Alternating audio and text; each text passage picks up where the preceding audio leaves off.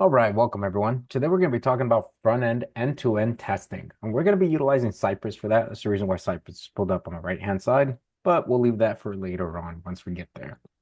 In part one of our lecture, we're going to have more of a conversation or a death by PowerPoint, if you want to see it that way, where we're going to talk about why testing is necessary, what is end-to-end testing, integration tests, and unit tests, and how do they fall into order of hierarchy, what should have test and what shouldn't have test, more of what should have test. I wouldn't say anything shouldn't have test, but we'll talk about that here later on. We'll talk about test-driven development. How does it work? How to apply it? And then we're going to talk about some of the more popular frameworks that we're going to utilize with the two frameworks that we'll use, one for front-end testing and also for developing our API within Django. In part two of our lecture, we'll talk about what is Cypress, how to install Cypress, set it up. We'll talk about adding a couple of scripts just for simplicity's sake, so we don't have to remember extra commands and things are just working straight from our React project. We'll open Cypress for the first time and see what that portal looks like. And then we'll go into covering writing our first test, which if we cover everything in a good, timely fashion, we should be able to dive into writing a second test that will be more applicable to the things that we're also going to be covering during our assessment. All right, today will likely be a short lecture. More than likely we'll be done around 11. So just want to prep everybody for that. All right, does anyone have any questions regarding any of the material that will be covered today?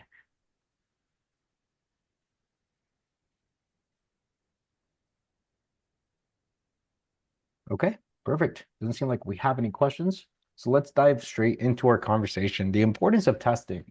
Can somebody read this introduction portion, please? Welcome to the world of software development. As a new developer, you're about to embark on an exciting journey of creating software. In this lesson, we will cover one of the fundamental aspects of software development, testing. Testing plays a crucial role in ensuring the reliability, quality, and maintainability of your code. We'll explore various types of tests, their capabilities and limitations, discuss what to write tests for, and introduce you to test-driven development, or TDD. Additionally, we'll highlight popular test frameworks for React.js and Django API. Awesome. Thank you so much, Noah. Now, what is testing? We could go over what's testing here in the framework, but testing is quite as simple as, hey, I've created a feature. I want to make sure that feature works regardless of how much this project grows and that it doesn't become broken, that it's completely independent and that it's functioning as much as my program works. This application is growing. I want to make sure that this feature or that I created continues to work. Well, how can I ensure that other than manually going through my project and clicking on buttons, testing functions myself by writing console log statements or by writing print statements? Well, we do that through testing. And there's a couple of different types of tests. Now, there's three types of tests. We're going to talk about unit tests, integration tests, and end-to-end tests. Unit tests is something that we've already become extremely familiar with over our first assessment and over just assignments that we've been working on. So unit tests are as simple as testing out a function or testing out a solo component that lives within only one side of the stack. What do I mean by that? Well, typically we have our front end and our back end working together to be able to have our application running. And we also have external APIs that we may utilize to have our application running. Unit tests only focus on one side or the other. They do not branch out. So a unit test for something like a front end could be, hey, does a nav bar exist? And if a nav bar exists and it has the correct links and the correct styling, well, that test will pass. That's a unit test. A unit test that we've seen so far is something like when we were working on our first assessment. And in our first assessment, we had 23, 24 unit tests that we had to pass in order through test-driven development in order to get a good passing score. So that's all that falls within unit tests.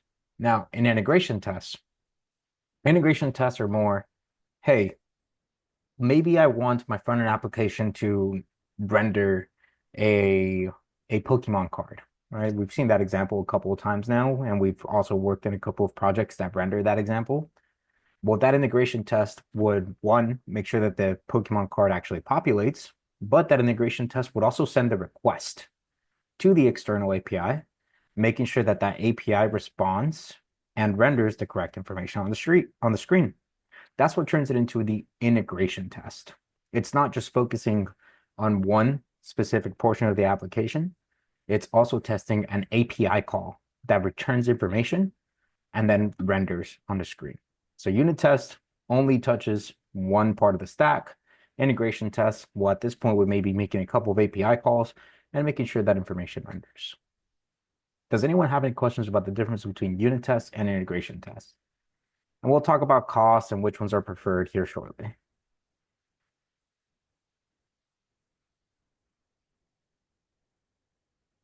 Perfect. It would Are- seem like they're, oh, go ahead. I got a quick question. Are these tests like, are they things we build ourselves, or is this like a thing we like download and use in our program? Yeah, that's a great question. Tests are going to be things that you build yourself, which is actually one of the biggest complaints that developers have when it comes to testing, because not only do you have to write code to be able to meet your features or the feature that you've been instructed to develop, but after you develop said feature, you have to write tests that ensure that your feature continues to work and that it's something that people won't have to spend money on to go back and rework or refine to make sure that it's an independent portion of the application. All right, and I see head nods. Fantastic. Any other questions? For the tests that we'll be getting evaluated by, are they testing like, hey, is this div in this pixel range, or is it that specific, or is it just about functionality? It will not be that it will not be that specific. It's going to be more near functionality and it's going to give you flexibility as far as any of your styling goes. That way you can still have fun with your application as you're creating it. Of All right, thank you. course. All right. So moving forward to our last type of test, this is going to be called an end-to-end test. Now, the purpose of an end-to-end test is quite literally to move the application or feature from the moment that task starts to the moment that task ends. An example of that. Okay, well, I want my user, and then usually a user story starts from the user opens up the homepage. All right, after the user opens up the homepage, what should be rendering on the screen? Well, on the screen, there should be a search bar with a submission button, and that's all that I want to show on the screen. Maybe an H1 header that says select a Pokemon. All right. So then the very first portion of that test, make sure that the user input or the form is created, that it has a user input search bar, and that it has a button to be able to submit. Then it also makes sure that there's an H1 header with the correct text inside of it. Perfect. First test is passed. Then it says, well, upon the user typing in the following input and clicking the button submit, then the end-to-end test will literally, oh, I apologize, everyone. I'm pretty sure I'm going through another outage. Yes, I am.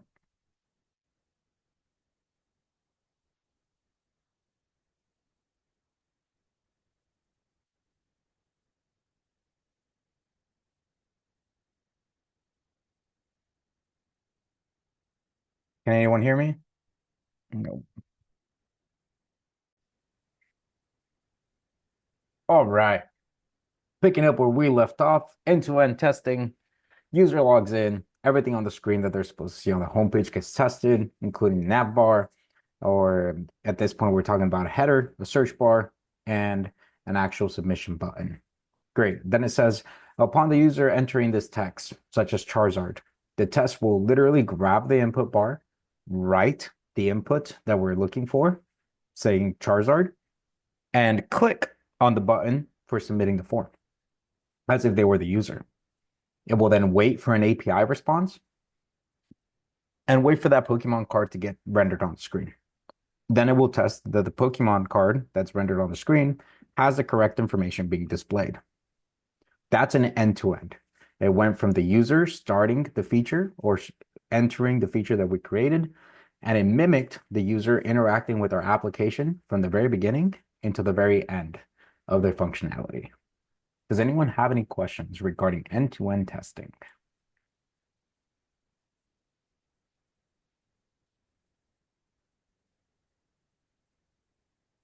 Great. If there aren't any questions, let's talk about why we would want to do each one of these. So out of unit tests, integration tests, and end-to-end tests, let's assume that they're always going to be running whenever somebody pushes something up to production, right? We want to make sure that all of the tests are passing before anything makes it into our actual production branch and gets deployed. Well, which one of these do we think will cost the most amount of money just on the deployment side, running all this on the cloud? Which one would integrate or cost the most amount of money? End-to-end testing, I'm guessing. So Right, end-to-end testing because it's the whole enchilada, right? It's testing the front end, the back end. It's making sure that API responses are coming through, and it's also mimicking an entire client interacting with our site. Now, following that logic, integration test will be the next level of price. And then the cheapest portion or the cheapest test that we can write are going to be unit tests because even though they are running on the cloud, they don't necessarily have to render the application in order to run and pass successfully. And that's going to be it as far as our types of tests. Does anyone have any questions regarding our three types of tests?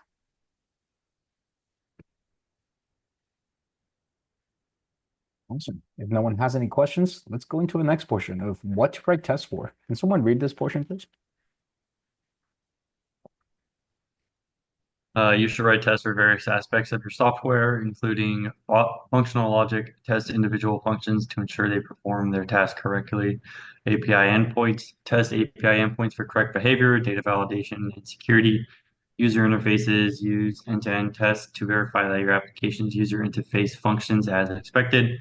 Edge cases test unusual or extreme scenarios that your code may encounter. Regression testing, rerun tests after making changes to ensure existing functionality remains intact. All right, awesome. Thank you, Chase. Now, with that said, this is more of an open and very much opinionated statement. They're depending on who you're working with or what team you end up working for, they're going to have different standards for what their testing are going to look like and what things should be testing. Now, an example that was brought up earlier, I believe, Tim, you asked about our assessment coming up this weekend and asking something as defined as, well, what about the number of pixels being rendered by this specific component? Is that going to be tested on our end-to-end test suite? Well, CSS in general won't actually require testing unless it's something specifically defined by marketing. An example of that would be, hey, marketing finds out a specific color on this button grabs users' attention more often than not, and it ensures that users actually buy or purchase something or interact with a portion of the application. Well, if marketing figures that out, they do a study to make sure that they accumulate that information. Well, they would pass it on to the developers, and then we as developers, since that's something important to the application that could possibly make money, well, then we would write a test for it to ensure that that remains the same until dictated otherwise by marketing. All right, so that's pretty much the only scenario where I would see something where CSS would be tested. Other than that, just concentrate in functionality, MPI endpoint responses, and on the user experience, right? You want to make sure that the user is going to be able to go from the very beginning of your application to the very end of your application without any hiccups with as little hiccups as possible. And anything that can go wrong will go wrong, even though as you're creating the site, you would think, oh, well, all of this makes sense. The flow of the application makes sense. There's going to be a user or someone out there where it's not going to make as much sense as you think. And if you do not account for those specific users or that specific group, it's going to break your application. You do not want that happening in production. All right. Does anyone have any questions regarding what to write tests for?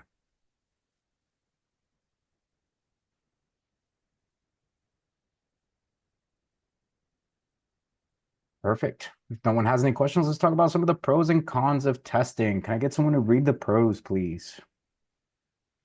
Pros, bug detection. Testing helps catch and fix issues early in the development process.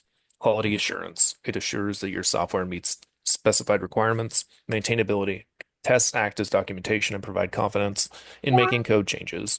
Collaboration. Testing fosters collaboration by enabling team members to understand and verify each other's work.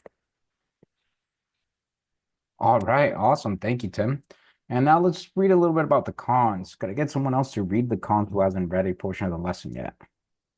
Cons, time consuming. Writing and maintaining tests can be time consuming. Overhead. Additional code for testing adds complexity to the project. Incomplete coverage. It's challenging to cover all edge cases, and tests may not catch all issues.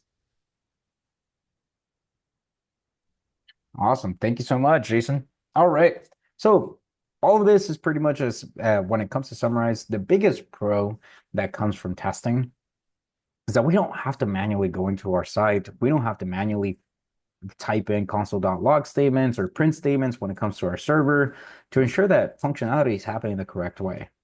Instead, it's as simple as typing one single command and getting a massive return in the test suite, letting us know if everything passed, if there's something failing in a moment's instance, rather than wasting the time and effort to go through and test it out ourselves from user input. I'm sure we have all encountered a scenario where we're creating an application. We want to make sure a specific portion of our application is working correctly, but just to test out that one portion of our application, we have to take 10 or 12 steps to get there, and then just to watch it fail and wonder why it's failing.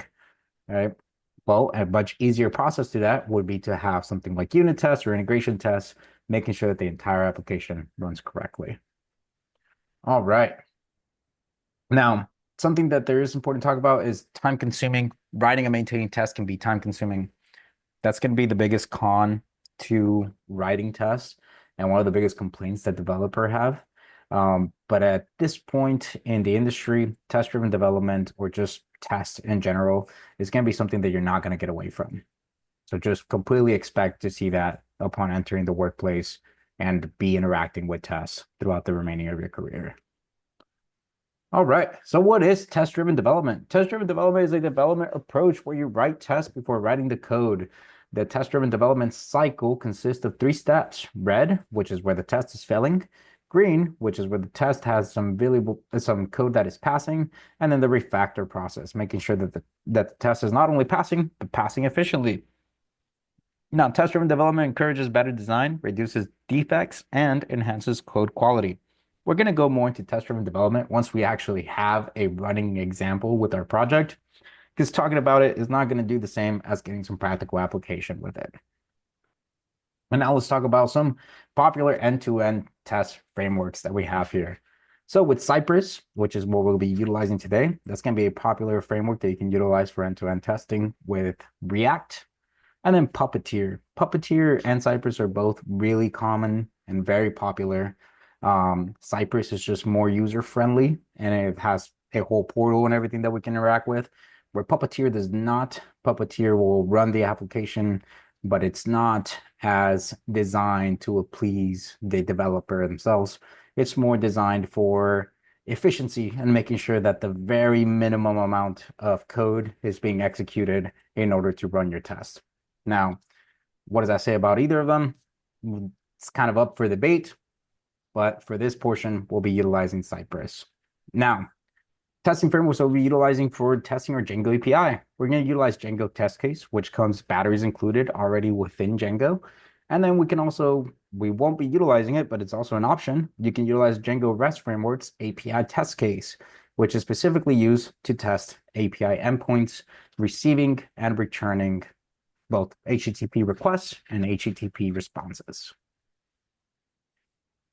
All right, finally, our conclusion. Can I get someone to read this conclusion, please? Testing is a fundamental aspect of software development, and as a new developer, understanding its types, advantages, and limitations is crucial. By writing tests for your code and using appropriate testing frameworks, you can ensure the reliability and quality of your software, catch issues early, and collaborate effectively with your team. Test-driven development is a valuable approach that can guide your development process, and popular test frameworks for React.js and Django API can help you get started on the right foot. Happy coding. All right, awesome. Thank you so much. At this point, we're going to go ahead and take a quick 5-minute break and then come back and actually start seeing some end-to-end tests being written in Cypress. As of now, the time on deck is 9:31. let's come back at 9:36 and continue on with our lecture. Thank you so much, everyone.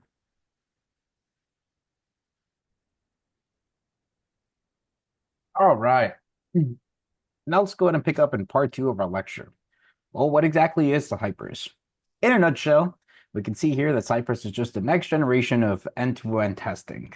Now, Cypress is fantastic because it works across multiple frameworks for being able to interact with end-to-end testing, and it's all written in JavaScript.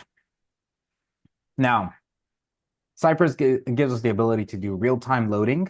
So pretty much just like we update our server as we're typing in, so will the test being updated inside of our test suite. The debug ability, we're going to see how that works. And we also have this time traveling event that we can do with Cypress, which we'll take a look at once we have it running. With that said, let's go ahead and install some stuff. Here's my Beat project. You'll see that my Beat project really doesn't have anything special inside of it. All the CSS has been taken out, but it looks a little bit weird because I have Bootstrap installed. But nothing inside of app.jsx is actually any different than what we've seen up to this point. All right, well, let's go ahead and install our test suite of Cypress. Make sure that it's completely set up, and then afterwards, we'll go ahead and write our very first test. So the first portion, which is going to be installing Cypress. For installing Cypress, I'll go ahead and share this command as well here in the Zulu questions channel. We're going to go ahead and run npm install because I'm still utilizing it inside of my project. And what I'm going to install is going to be Cypress. I will install it and save it as a dev dependency. So -- save, meaning save it, and save it as a dev dependency. Then I'll run that. You'll see that it's starting to install. It's working through it slowly but surely.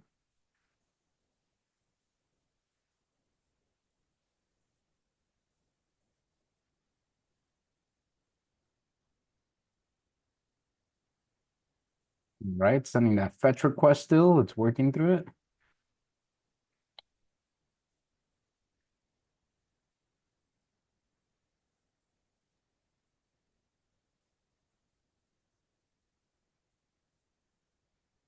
All right, there it is. Completely installed now. If I open it up, we'll see 138 packages are looking for funding. We don't need to necessarily worry about that. We do have 2 moderate vulnerabilities, so we might want to fix those. So let's run npm audit fix -- force. All right, now we don't have those vulnerabilities anymore. Great. I'm gonna go ahead and clear my terminal. Now I saved Cypress, but I can't necessarily see it just yet. Well, in order to see it or interact with Cypress, I need to do a little bit of setup. But prior to doing that setup, I just want to make sure that it's actually installed inside here as a dependency. 2 ways of doing that. I can look at package.json. And in package.json, I could take a look at some of these dev dependencies here. And I see that Cypress in line 22 has been installed as a dev dependency. All right. Now, if I run npx Cypress open, let's see what comes from this command. So it looks like this is your first time using Cypress. It is, that's correct. It's opening Cypress for me. And it tells me that Cypress has been opened. Well, let me show us all what just happened here.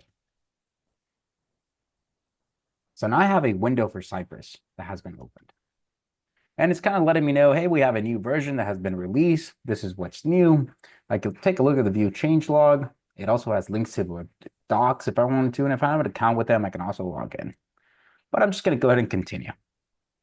Now it gives me the option to run either component testing or end-to-end testing. But it's telling me that neither of them have been configured. So let's go ahead and change that. Let's make sure that my end-to-end testing is configured.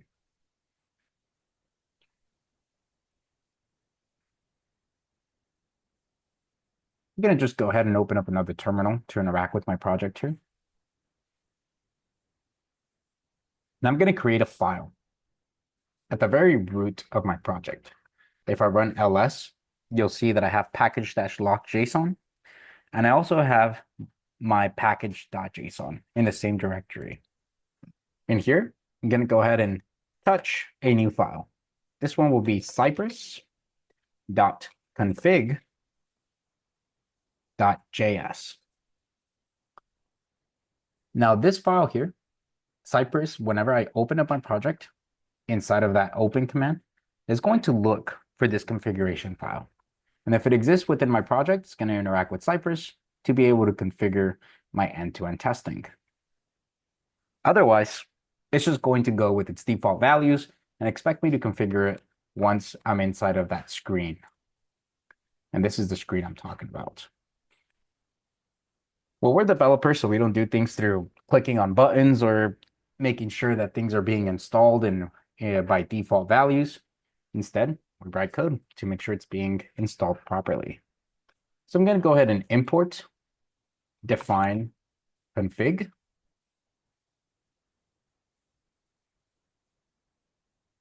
And I'm going to import this from Cypress. So there's my define config. It's been imported from Cypress. I am defining a configuration. I'm going to export the default variable,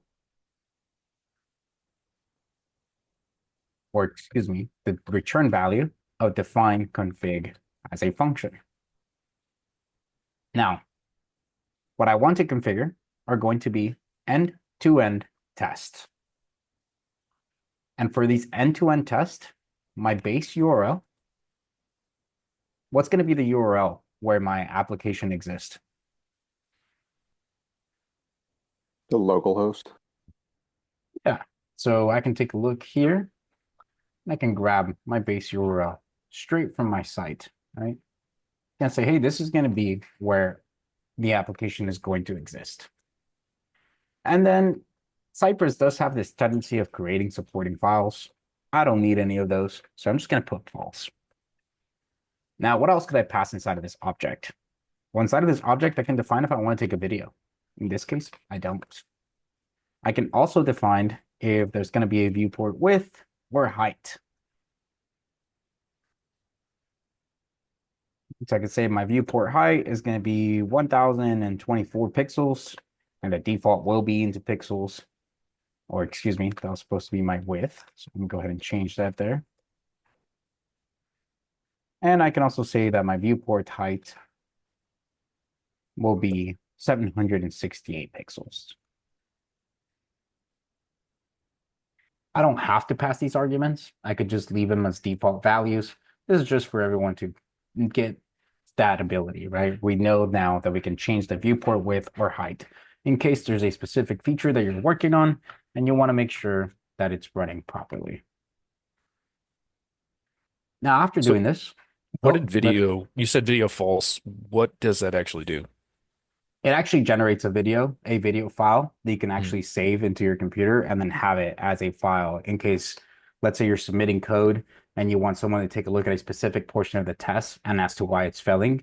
You could take the video and say, hey, at this time in this video, this is what's going wrong. Please make sure you fix it. If it's like a PR request from somebody else and you're working with another developer. All right, so now that developer can take a look at the video rather than reinstalling all the code and running it in their local host and then trying to decipher where the test is going wrong. You can specifically tell them where in that timestamp of the video things are going wrong. Does that answer your question, Tim? It does, thank you. Awesome. All right. Let me go ahead and close down Cypress. Gonna do Control C. And by doing so, my little window disappeared.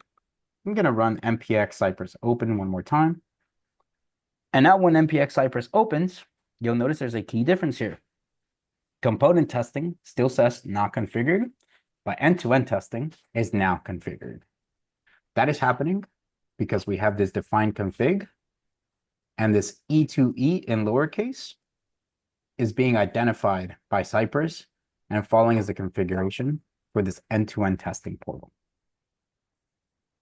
Does anyone have any questions about that?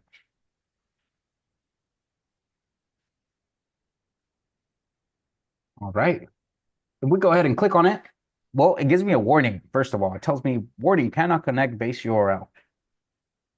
And it's telling me that it can't connect to base URL localhost 5173. Well, let me check my browser. My browser is to localhost 5173. If I refresh it, well, it's not running. Why is that? Because you're running Cypress. Yeah, I'm running Cypress in one terminal, right? Well, I could have multiple terminal instances. So I can go into my separate terminal here, and I can say npm run dev. Now I have one terminal running Cypress and the other dedicated to running my application. If I refresh the site, we'll see that 5173 is now rendering my application. So that's something that I want to make sure it's emphasized so that everyone understands. This will not work unless you have two terminals running. One of them dedicated to running your application with npm run dev, and the other dedicated to running Cypress. You will need two running terminals for Cypress to work properly. I'm just going to say it a third time just in case we missed it. You will need two running terminals, one running Cypress, and the other making sure that it's running your Vite application. All right, well, let's take a look at our portal now. If I go back to my portal, it's telling me the base URL isn't working. I click try again, and now that warning is gone because it's actually able to connect to my Vite application at localhost 5173. Now it gives me two options. It gives me Chrome and Electron. If you're working within a Mac, you could probably use Chrome, and it's not going to run you into any issues. If you're working within a virtual machine of any sort, utilize Electron. It has a small trouble being able to actually open up Chrome and connect it to the virtual machine and the way it's running. There's a lot more configuration that needs to happen in order for that to happen appropriately. So utilize Electron instead. Now, is there a difference between the two?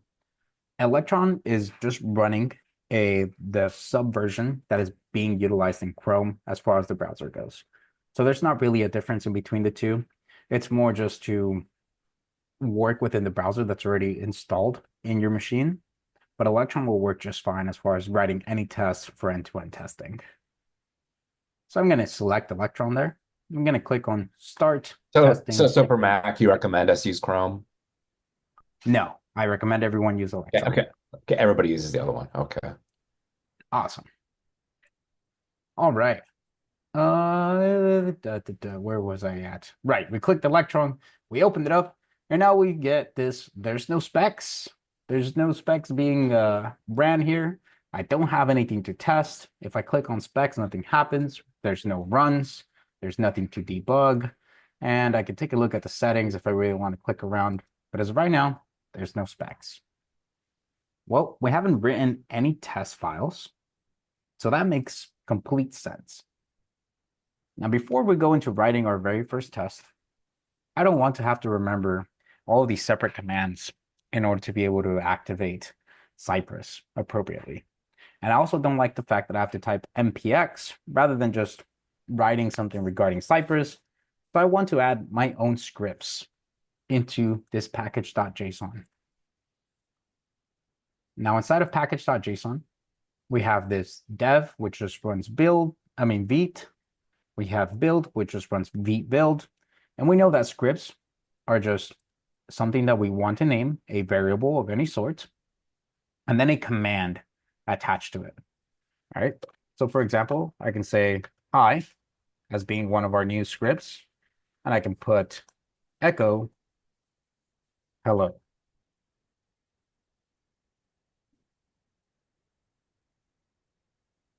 If I execute that by running npm run hi, you'll see that all it does is echo hello.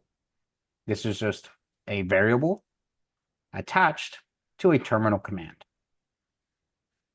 All right. With that said, I know the terminal command that I utilize to open Cypress is Cypress open. Well, instead of having to write it in my terminal as something completely different, I want it attached to my package.json. So what I'm going to do is I'm going to write a new command named cy open. This isn't necessarily standard. You could change it to be something else.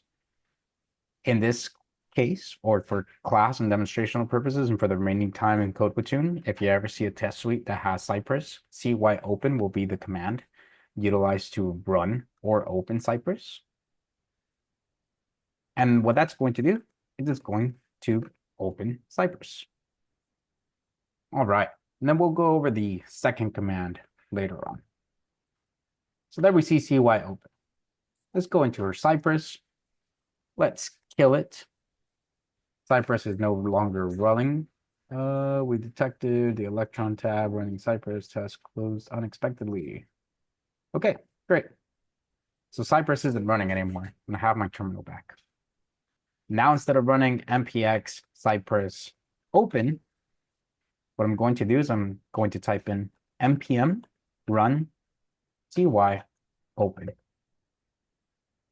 And that will open up Cypress for me, just like we saw before. Still gave me the chance to select Electron and take me back to my portal. Does anyone have any questions about adding that JSON script?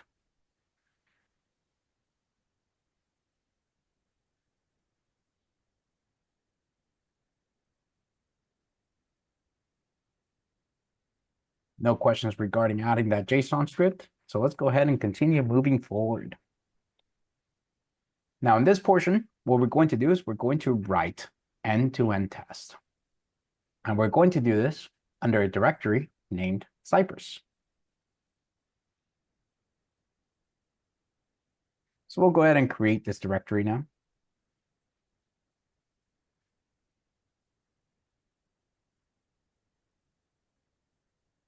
You'll see that it's also at the parent level. I'll change directory into Cypress and then make another directory named end-to-end or E2E.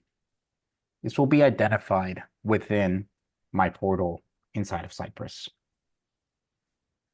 Now inside of this E2E directory, I'm going to go ahead and create a file named my first test. And this is the part that identifies it as an actual testing spec is .cy.jsx. This .cy is the naming convention that you're going to utilize to name your testing files.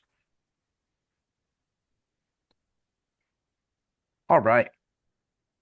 So now we have our file. Let's go ahead and code it. And let's write our first test in there. Let's go over to the portal.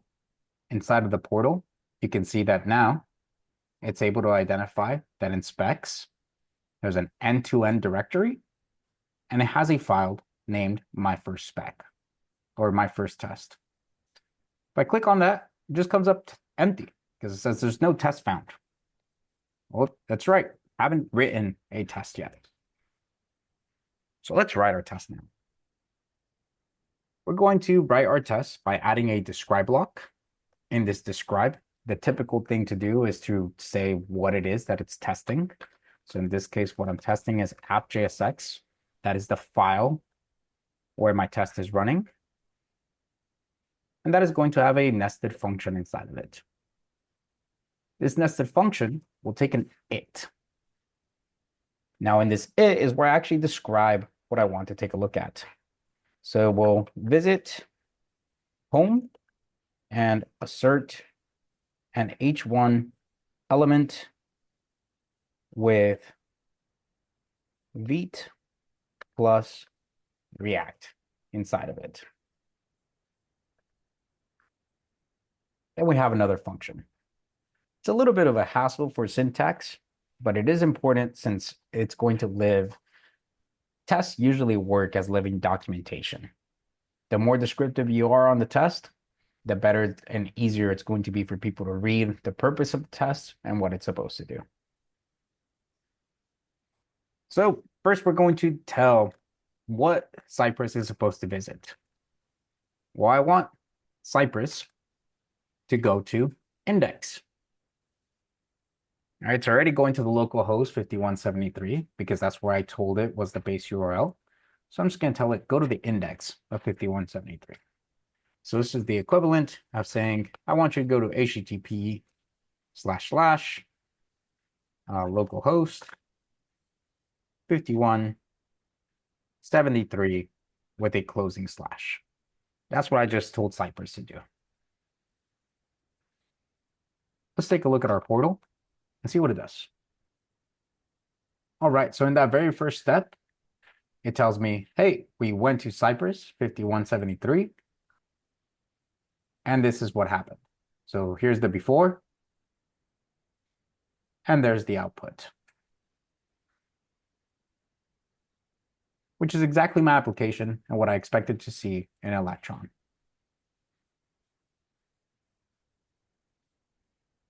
Now, I'm going to go ahead and tell it, I want you to get the H1 element on file. Let's see what that does. Well, first, it goes over to 5173, and it renders it. Then I tell it to get an H1 element, and you can see there that it highlights the H1 element being selected. Now I can test it. I can say this H1 element should contain, you can see there's multiple different attributes or tests that you can utilize. We're not going to cover all of them, but you can definitely explore those on your own. And what it should contain should be text saying Vite plus React. Now let's take a look at the test suite, what it says. Well, here's the assertion. It's telling me that my test passed. So here's my test. I can say run all test, and it passed my test. It's giving me that green light. So I visited index. After it visited index, it grabbed the H1 element. And afterwards, it asserted that that H1 element contained Vite plus React as its inner HTML. And that's how we write our very first test in Vite. Or excuse me, in Cypress. Does anyone have any questions about how we wrote this test and executed it inside of the Cypress portal? If you had multiple H1 elements, would it loop through all of those elements in order to find one that had that, or will it only take the first one? That's a great question. Let's go ahead and take a look at that. Let me go ahead and add another H1 element here. Where is my H1? Here you are.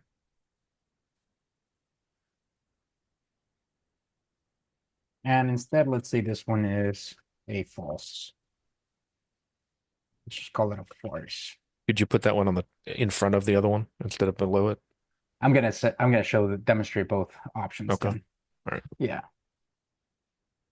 So now let's see what happens in this first portion. I'm gonna rerun my test. Well, it's telling me that everything worked properly. All right, I grabbed an H1 element. It says expected one or more, and it's still contained. So let's take a look at that. H1 element, it returned an array, which has one element plus more. And then I tell it, I want it to contain Vite plus React. Well, that passed. What happens if I switch these two? Oh, that wrong button. There you go. And now let's rerun my test. Well, it still passed. Right? It grabbed the H1 element. It's grabbing it as an array.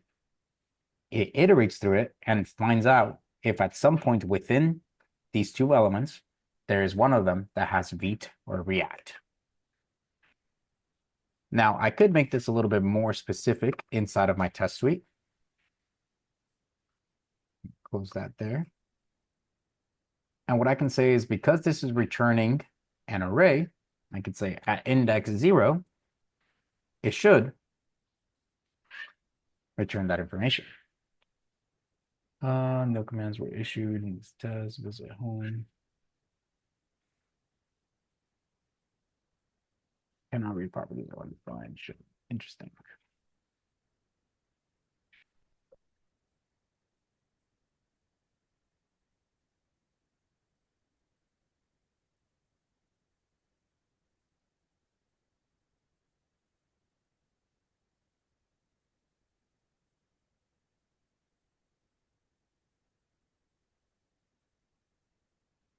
All right, let me go ahead and run that here. That's not necessarily running anything, but let me add that should statement.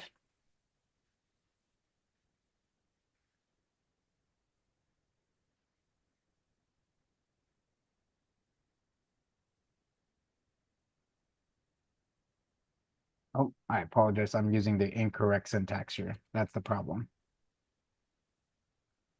So I can add the first and say within that first element, it should contain that beat plus react.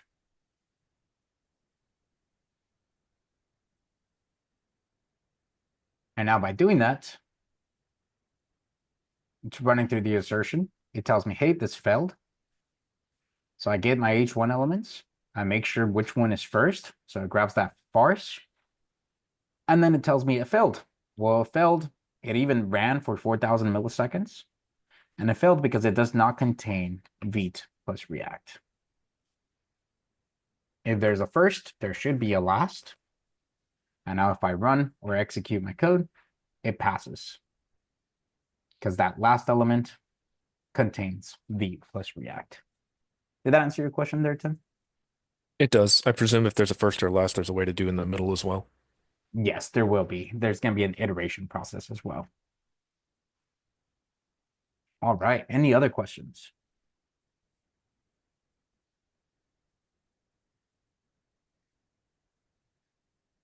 Okay. With that said, let's take a look at a different way of running our test. Now, currently I had to open up a portal. After opening up that portal, I had to manually click on which test it is that I want to execute. It's a whole thing, right? Well, instead of running any of that, I want to just run a test file straight from the terminal.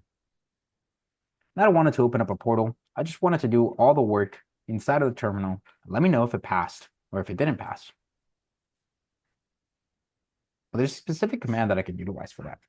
I can run npx cypress, not open, but instead run.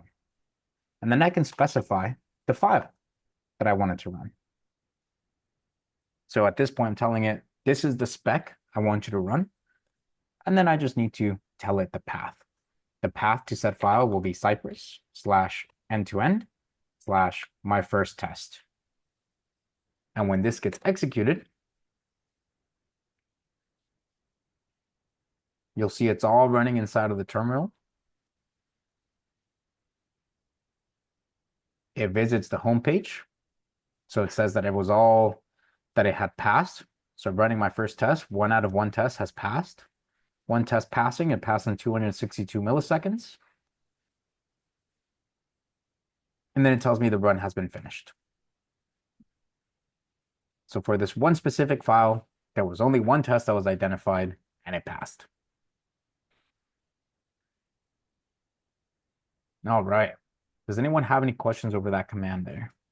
You feed it a directory instead of a file to pass to run all tests within.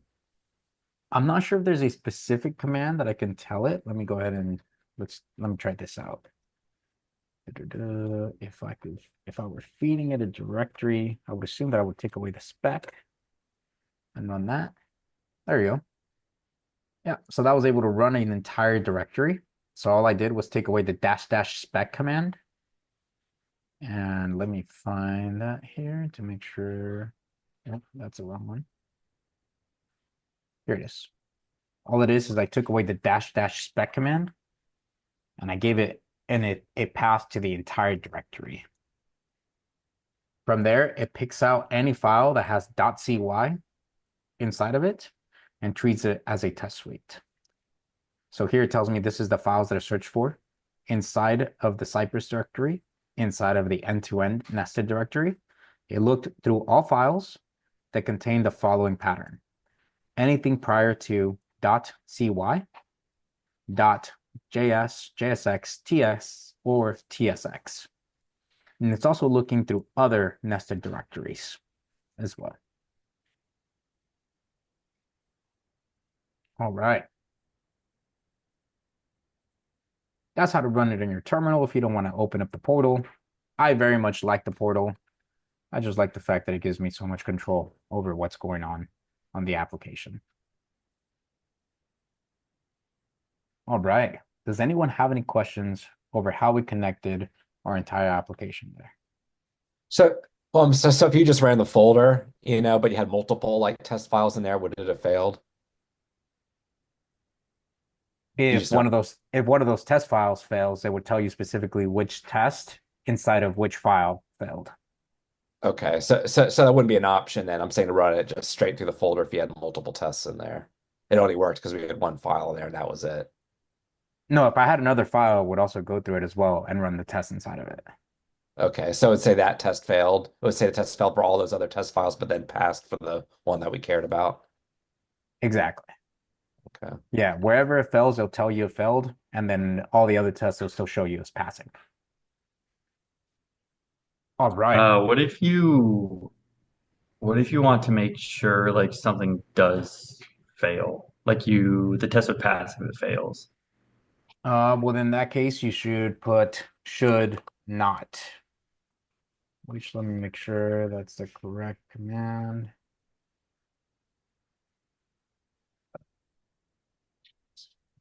Contain.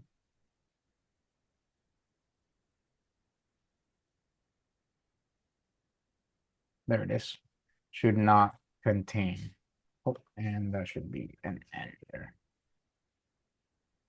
And now the test would fail, right? Because it does contain that information. But if I change this to first, which falls as farce, the test would pass because farce does not connect that information. Does that answer your question, Chase? Yeah, it does. Thanks. Of course. Let me check the Zoom chat, make sure that's not a question. Oh, there is something on the Zoom chat. How many tests should we expect for assessment? We will answer assessment questions on assessment days. All right. Any other questions?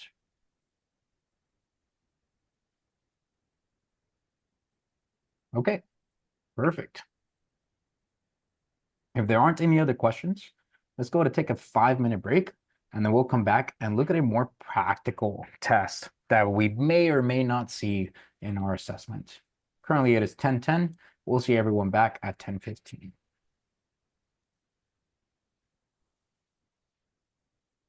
All right, welcome back, everyone.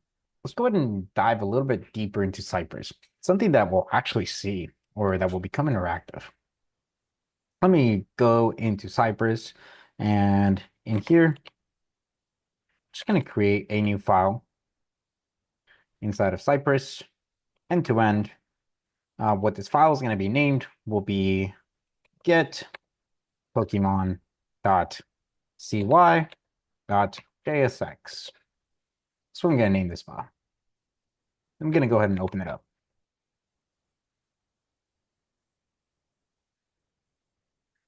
Now in this file, I'm going to add a describe block. This portion will be happening within app.jsx. So I'm going to create a function that will take in an it block. And inside of this it block, I'm going to write what this function will do. So it will ensure a random Pokemon, or let's just say we'll ensure Charizard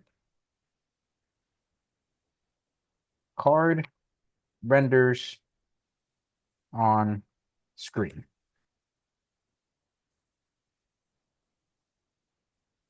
And from there, we can start writing our blocks. So we can say CY will go ahead and visit at slash. And here, I know that I'm going to make an API call. So because I'm making an API call, I don't want to just try to grab an element in specific.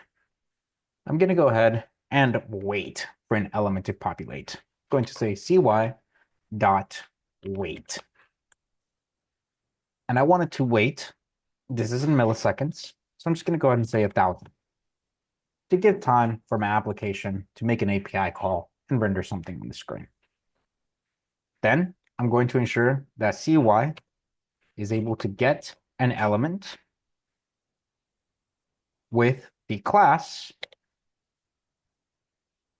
of card.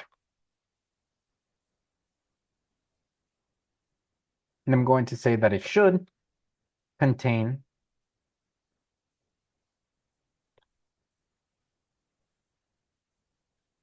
HTML that has a p tag with Charizard inside of it. So there's my entire test. Again, visits home, waits for an API call to be completed.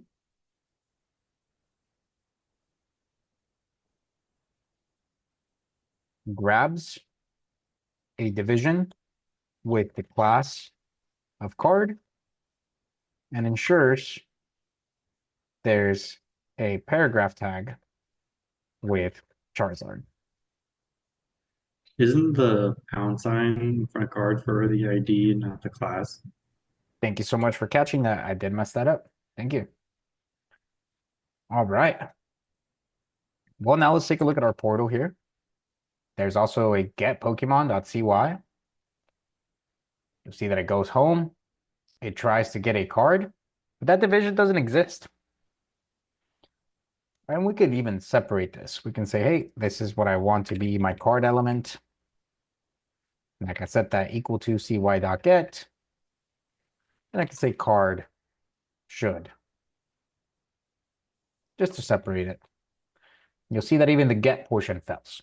It's saying, hey, I try to get a dot card, but that doesn't exist. All right. So there's nothing actually making sure the API call happens, just giving it time to do so? As of right now, that's correct. Yes. Okay. All right. So now let's go ahead and make sure that this test passes. So in app.jsx, I'm going to go ahead and make an API call. So I'm going to say const. I know I'm going to be utilizing Axios, so I'm going to import Axios from Axios, which I haven't installed. So let me go ahead and do that as well. All right, so now Axios has been installed. And I can say const get Pokemon is an asynchronous function that will run to then return my Pokemon data. So again, let data be equal to await response, or excuse me, this is going to be axios.get. I'm going to go over to the Poke API really quick. Take that.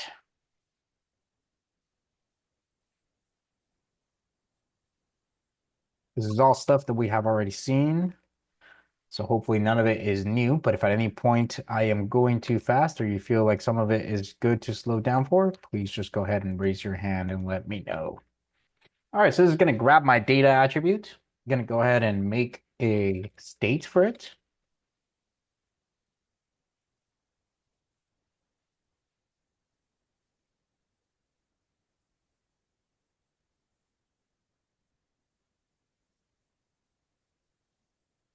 Which I'm going to set to null so that it evaluates to false. I'm just going to set Poke data to data. Awesome.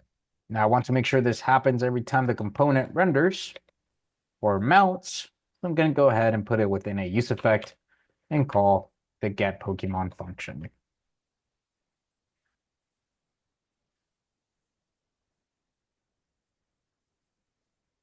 All right.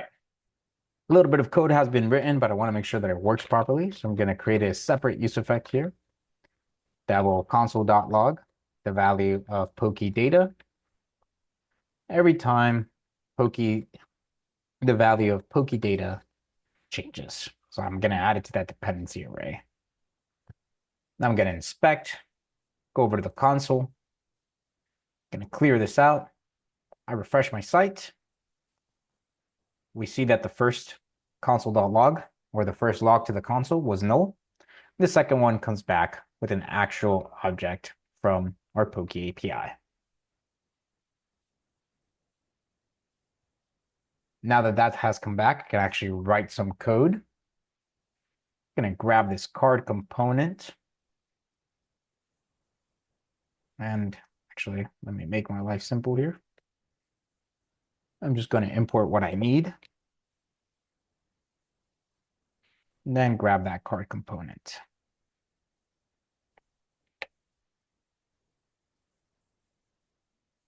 And I'm going to place it within a ternary statement down below. I'm going to say, hey, if PokeData has a value, I want you to return the card. Otherwise, I don't want you to return anything. Come over to my project. Now I get a card that's rendering. So I can change that card.title, which actually it may be wise of me to inspect and see what this is.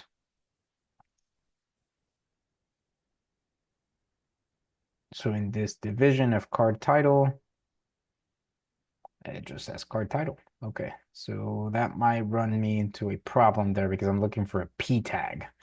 So because I'm looking for a P tag, instead of writing it in the title, I'm going to write it in the card.text. So in that card.text, I'll go ahead and say, hey, I want to render PokeData.name.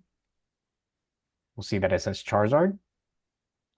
And just for giggles, I'll go ahead and fix the source as well to be PokeData.sprites.front default. There's our little Charizard card that populates with our nice handy dandy HTML and CSS from Bootstrap. Awesome. If you hadn't put that ternary statement in there, I presume it would have just not loaded, right? You would have gotten an error. That's correct. It would have failed because these properties of sprites or name do not exist for the value of null. What happens if you query a Pokemon that doesn't exist? Or you get a 404 returned in that case? Then in that case, I would have to handle it here. Hmm. So I could put this inside of a try and catch block.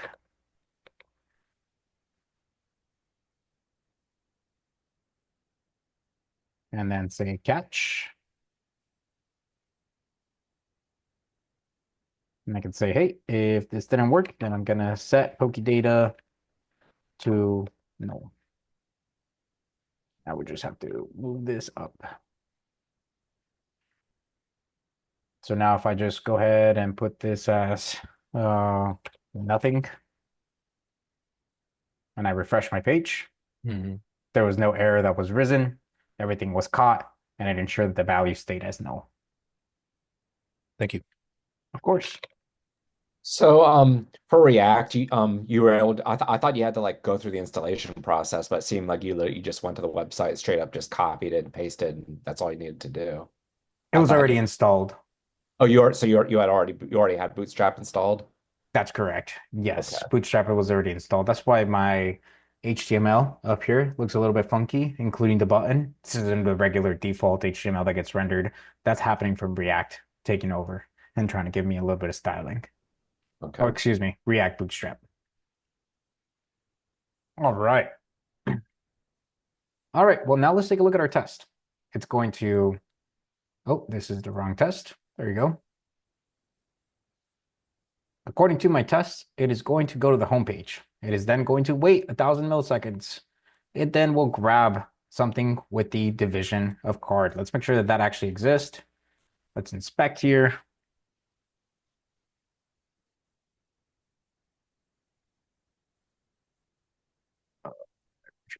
There you go. All right, so it's going to grab this division of card. So you see that if I click it, it highlights the entire card. Let me make this a little bit smaller. All right, it will then make sure that there is a P tag inside of it. So it's going to take a look. There's a P tag in it, and it's going to have the text of Charizard. Let's make sure that that's actually what's happening in our test here.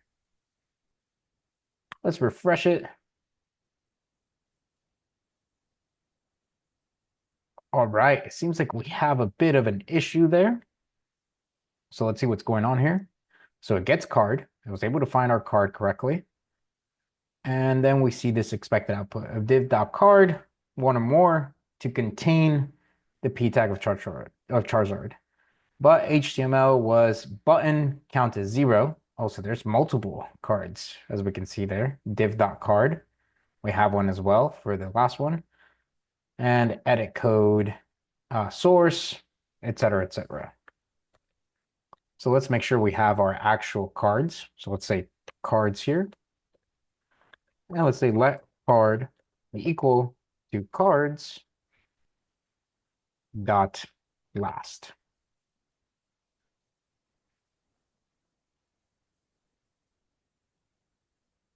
See what happens there. Okay, so card dot last is being able to identify. And now we expect. So expected div.card to contain HTML of paragraph Charizard, but the HTML was image division. So it looks like it's not able to just take in the very top part, say like, hey, there's going to be a paragraph Charizard. It looks like that one is an exact match.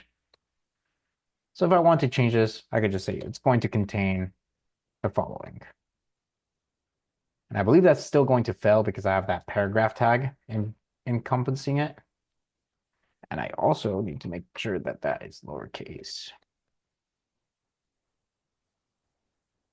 All right, so it grabs last effectively. But when it takes a look for Charizard, it says it doesn't contain it. Let me go ahead and remove this paragraph tag there. Let's see what it does now. Okay, so now it passes. So there's a mixture of altering the test as I'm building code. All right, I was able to build my test. I noticed my test isn't functioning correctly, and I was able to render the information on the screen. I visit my homepage, wait. So if you take a look at wait, oh, it's not showing me a before and after.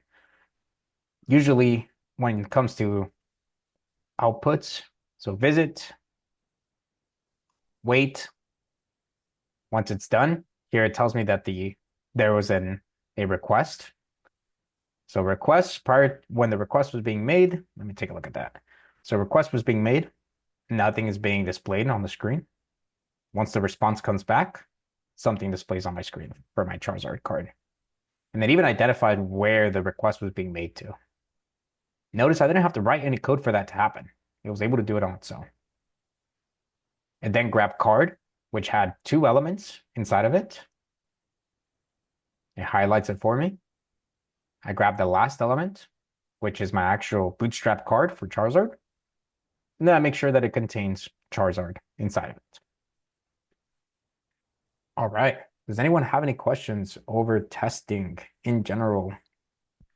If you hadn't specified last, it would have cycled through all of them to find that same match or not. Yeah, let's take a look at that. Let's say cards. Just going to go ahead and add cards there. I'm no longer utilizing that card variable.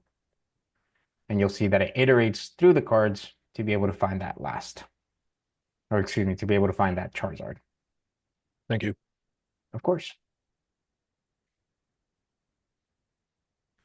All right. Awesome. Well, now let's connect the dots. I still want to be able to run it through my terminal. And I had that long command that I could use to run it through my terminal. Now, instead of typing it out, I want to connect it to my project. So just like I did with CYOpen, I'm going to connect it to my project by going into package.json and adding a new command. Here I'm going to add cyrun. And what cyrun will do is it will execute npx cypress run -- spec. So now when I go to execute this file, I can say npm run cyrun. Now I want it to run the directory of Cypress end to end with the file of get Pokemon. This is the spec file that I wanted to execute. So I'll run it within my terminal. It was able to find said file. So one found. Here it goes. Tells me that one test was identified and that it passed. It showed me that in 1 second, it was able to execute the entire file. Didn't take a video. The duration was 1 second. And here is the spec or the result that all tests were passed. All right.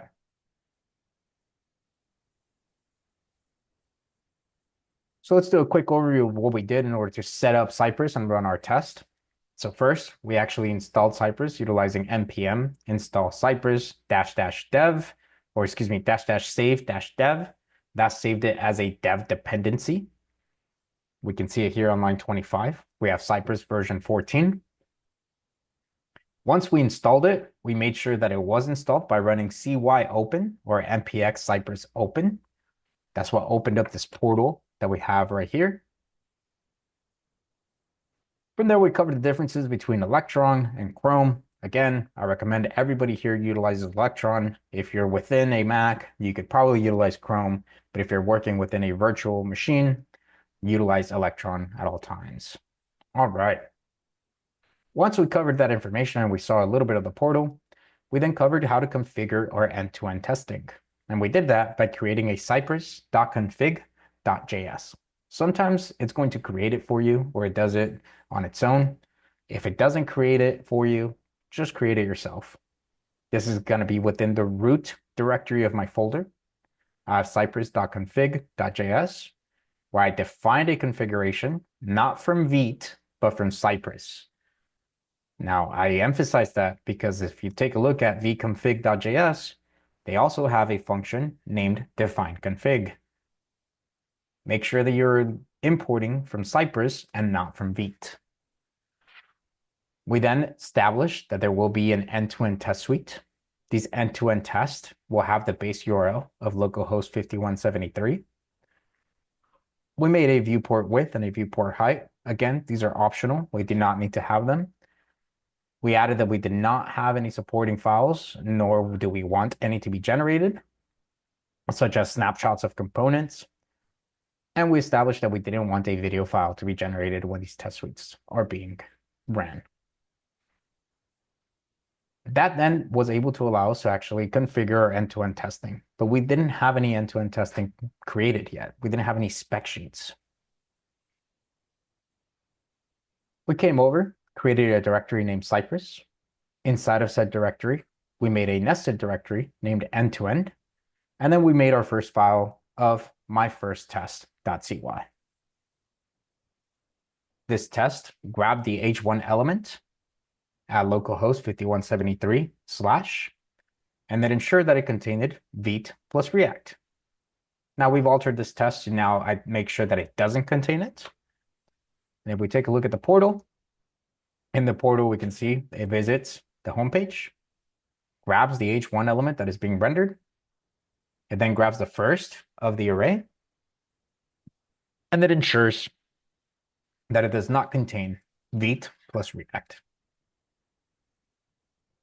We then created a second test suite, or excuse me, a second test spec. In that test spec, we go over to app.jsx. We make sure that there's going to be an API call being made. Again, we visit home.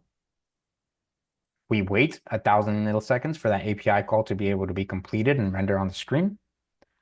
We grab the card elements, and we ensure that one of them contain the text of Charizard inside of it. And if we take a look at our portal here, we can come over to that get Pokemon. It's running all of them. Waits to visit home. Once it visits home, it waits 1,000 milliseconds. It shows us that there was a request being made where we can see the request being sent and what happened once the response was received. We then grab the elements with the class of card. We grab the last element, which in this case, the test didn't actually grab the last element, but we did take a look at how that works. And then we ensured that this division with the class of card has the text Charizard inside of it. All right. Additionally, we also added a couple of package.json scripts.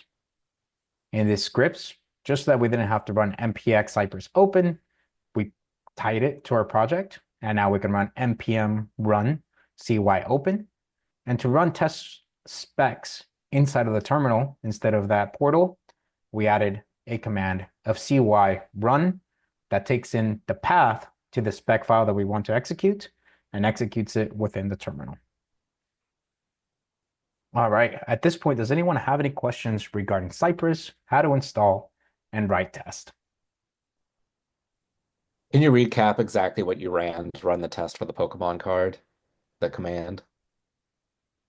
Yes. So in this case, what we ran here was npm run cy run. That's the script here that I have. And then I specified the path to it. So Cypress end-to-end get pokemon.cy.jsx. So that finds the correct file. Did you have to then run the test. did you have to run open prior, or because it was already open, you were just able to run the CY run? I did not need to run open prior. Okay, because it was already open. No, I could close it. So right now it's closed. I Okay. don't have an Electron section anymore. Yeah. But I can still run it here.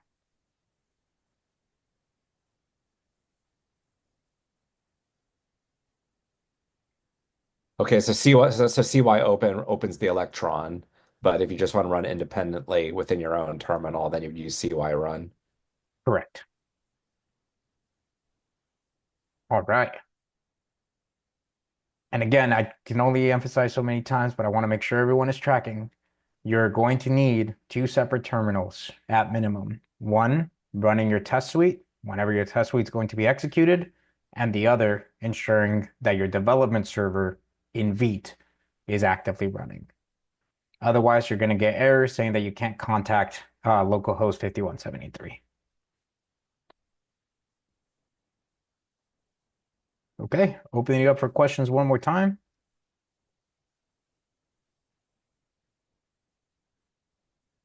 Perfect. If there are no questions, I'm going to go ahead and stop our recording here.